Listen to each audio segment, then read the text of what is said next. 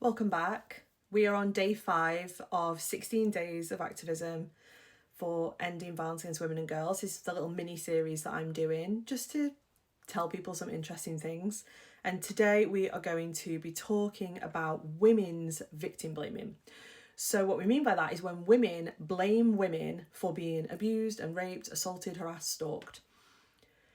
I suppose the assumption is that women and girls will victim blame less than men and boys because of some sort of loyalty towards other women and girls, or that they have higher empathy, better understanding, or that because they've been through it, they wouldn't victim blame other women and girls when they go through it.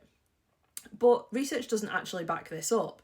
And when I was doing my PhD, I had started to notice that we've been measuring victim blaming attitudes in society since about the 1960s, and at that point men's victim blaming attitudes were always stronger and more prevalent than women's victim blaming attitudes.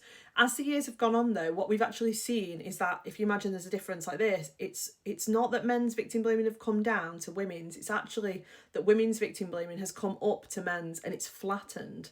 So there was a study done just before my PhD that found no difference in the victim blaming attitudes between men and women. And then when I did mine, with a sample of about 1,000 UK adults, I found the exact same thing. And it didn't really matter what kind of victim blaming the men or the women were engaging in. They were all engaging in it in the same sort of way and at the same rates. So there was also a couple of studies after mine that found the same thing. I've read some things recently in the last few years that, we're finding the same patterns in forensic psychology.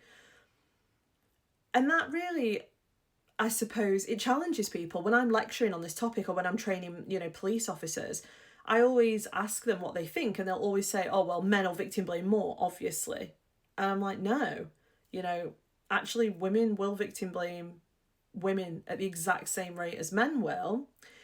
And we have to look at, women's reasons for that. And I think some of this is that there's just an assumption that women are just nicer and that they'll have higher empathy and that they don't engage in victim blaming, they don't engage in misogyny, which is not true. Women absolutely engage in all of these things and clearly hold those views at the same rate as men.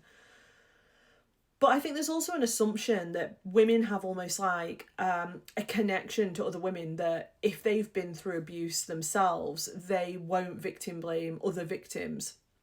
And that's also not true. There was a study in 2019 that found that women who have been through domestic abuse or sexual abuse will victim blame at the same rate as everybody else. So not even having personal experience of abuse or violence drops your victim blaming attitude. So what that suggests to me as a psychologist is that the societal and global narratives and cultures are actually stronger than our own personal experiences and our own morals and values.